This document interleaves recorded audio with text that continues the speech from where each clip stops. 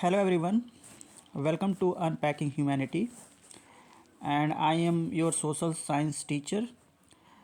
And today we will continue the lesson we started yesterday.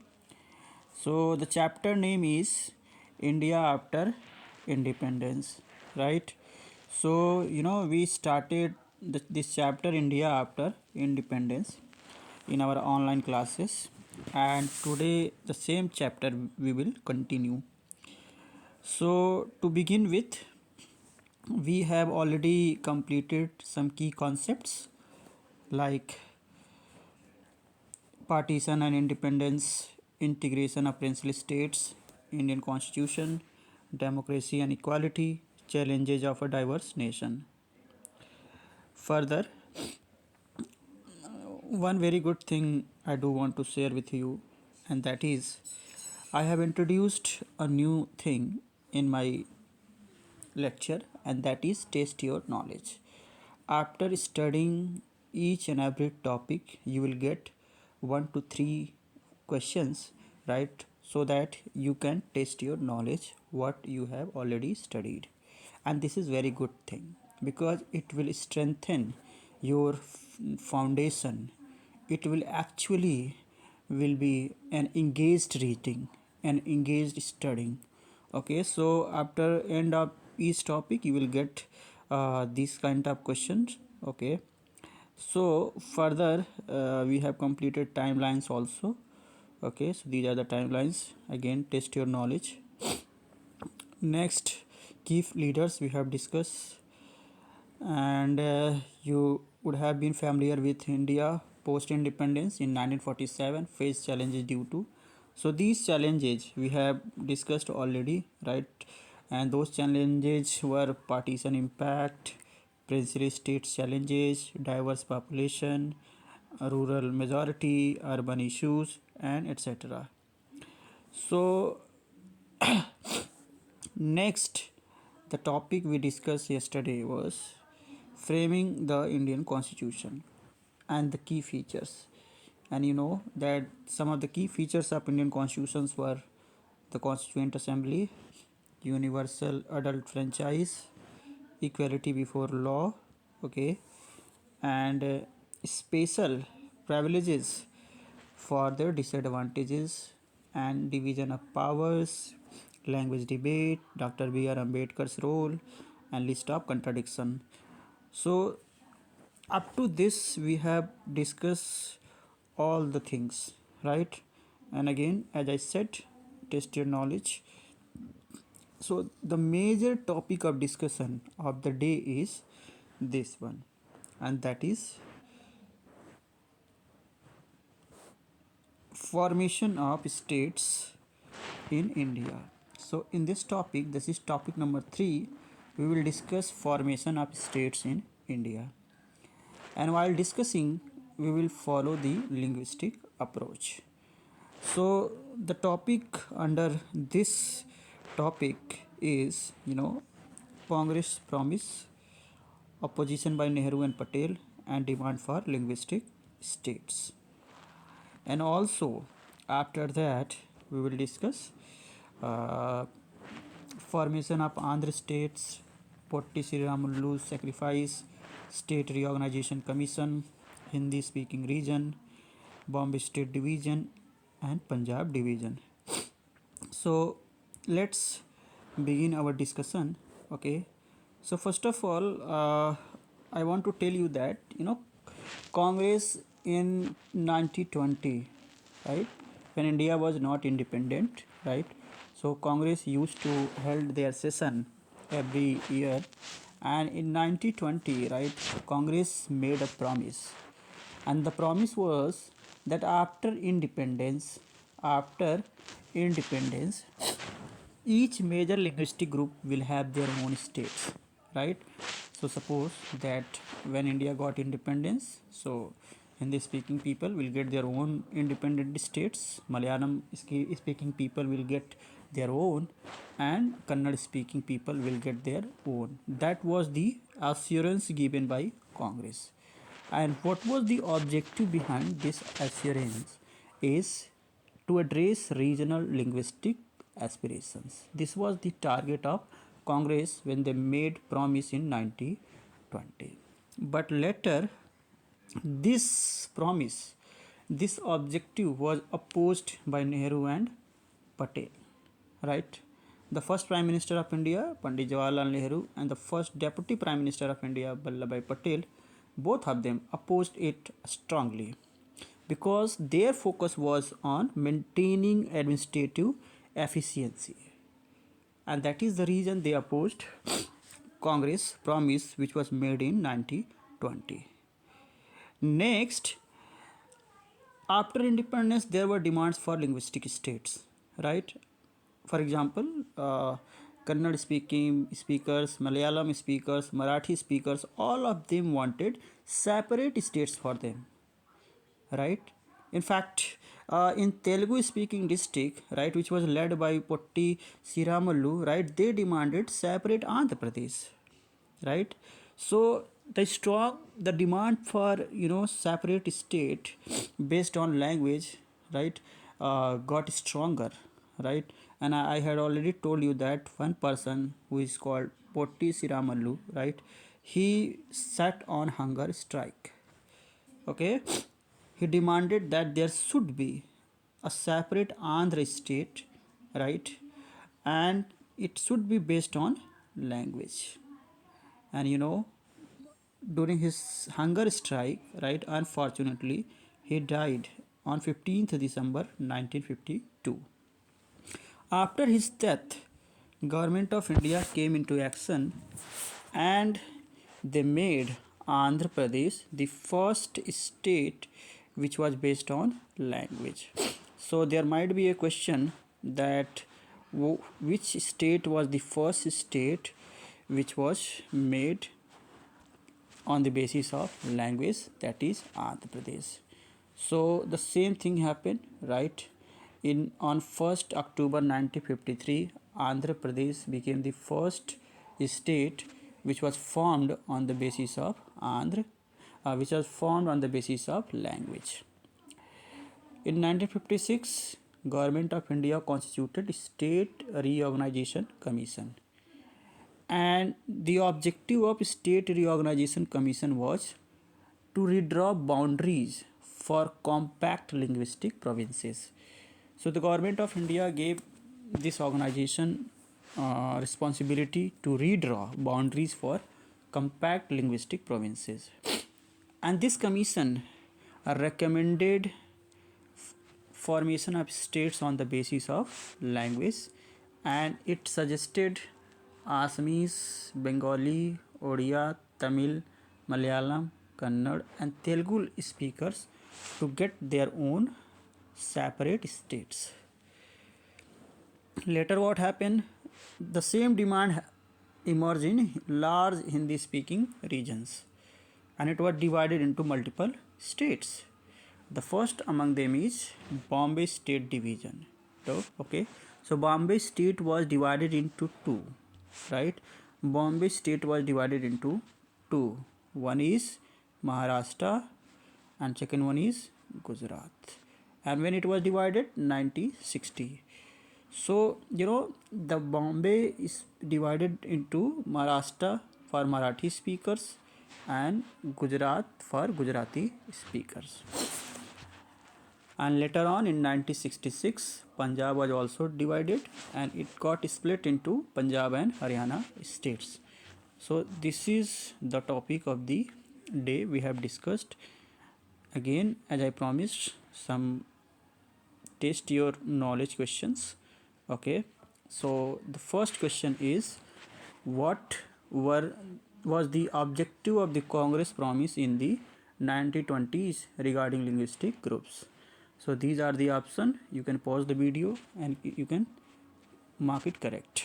Second, why did Prime Minister Nehru and Deputy Prime Minister Vallabhbhai Patel oppose linguistic states?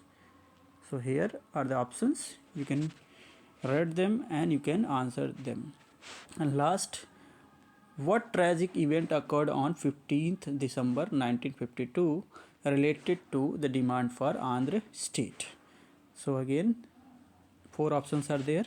You can read them and you can answer them.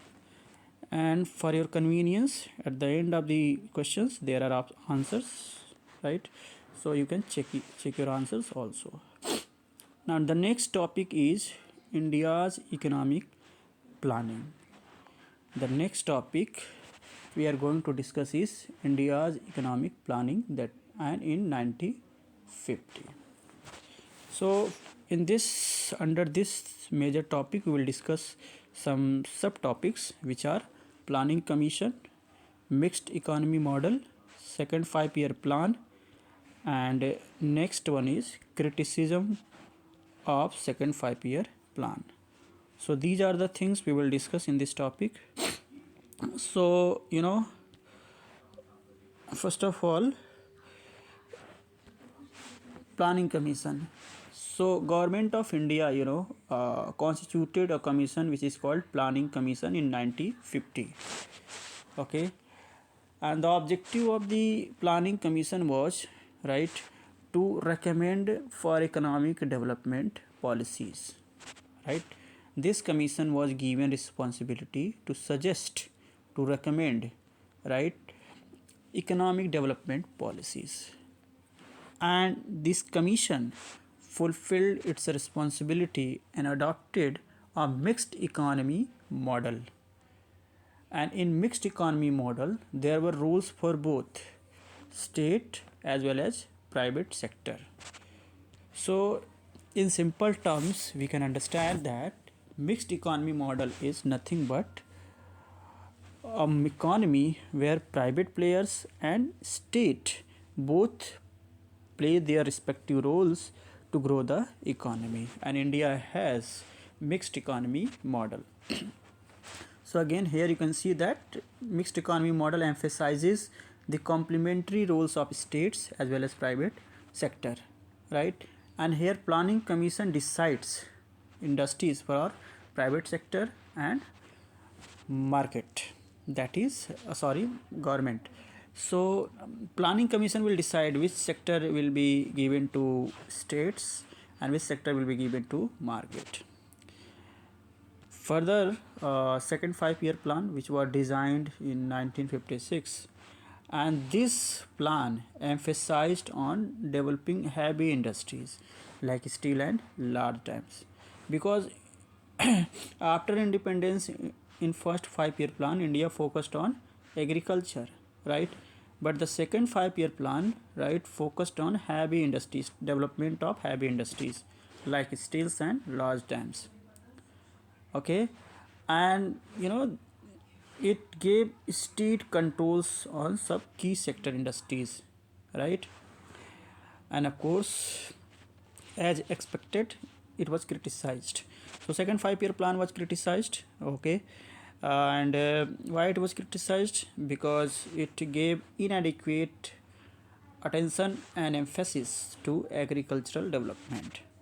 Although first 5 year plan was totally focused on agricultural development, but in second 5 year plan agriculture was not given such kind of importance. In fact, education was neglected in second 5 year plan. So because of all these, second 5 year plan was criticized. So again you can see test your knowledge questions are there. So the first one is, why was the planning commission established in 1950? So here are the options, you can read and mark them correct. Second, what was the emphasis of the second 5 year plan in terms of industrial development? So again these are the options, you can mark them correct. And last, what criticism was directed towards the second 5 year plan? And 4 options are here, you can mark them correct after reading them properly. Next and the last topic of this chapter is India at 60. Okay, so this is the last topic of the chapter, India at 60. So in this topic we will discuss some subtopics which are unity and democracy, challenges persist, economic disparities, equality discrepancy, okay, and mixed success. So these are the things we will discuss. So first of all let's understand unity and democracy. We got independence in 1947, and at that time many thinkers predicted that India would not be united after 10 years. But we have got united and we have remained united even after 60 years, right? And it's a beauty of Indian democracy. Okay, we defied their contrary to prediction of fragmentation of military rule. Many thinkers said that India would be ruled by military or India would be fragmented, but we have defied all those predictions. But still, there are challenges which India need to solve. The first challenge among them is Dalits, who face violence and discrimination, particularly in rural areas. So this is one of the challenge which India facing today, right? And similarly, there are clashes between religious groups, right? Despite constitutional secular ideas, of course, there is no doubt that India is a secular state, right? According to the constitution, but there are clashes among several religious groups. The third topic is economic disparities. We got independence in 1947, but still there is a growing gap between rich and poor over the years, right? If we are superpower, so at the same time we are super poor. So we have to solve all these things, right? In fact, some regions or groups benefit significantly while others live below the poverty line. You might have seen that some states of India, for example Maharashtra, are the very Maharashtra, Gujarat, okay, they are the rich states, but at the same time many North Indian states, they are poor, okay. Fourth topic is equality discrepancy. Our constitution ensures equality before law, right? But in real life, right, there is unequal treatment with the people. Okay, so there is difference between theory and practice. So as I said that our constitution ensures equality before law, but in real life there is discrimination.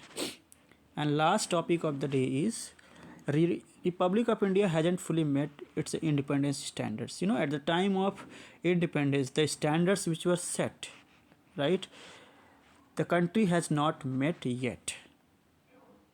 So we can see that neither a great success nor a complete failure. So after this, we have ended up with the topic, and as I told you that this was the last topic. Again, test your knowledge. So two questions are there here, and first one is, contrary to predictions, what has been the status of India's unity and democracy after 60 years? So four options are there, you can read them and correct them. Last, what does the text suggest about India's progress since independence? So again, these are the options, and here are the options. So first one is B and second one is C. So this is the end of the topic as well as the chapter. Okay, so I hope that this lesson was beneficial for you. Okay, and I will try my best to make the lessons more impressive, more educational, and more rational. Thank you very much. Have a nice day.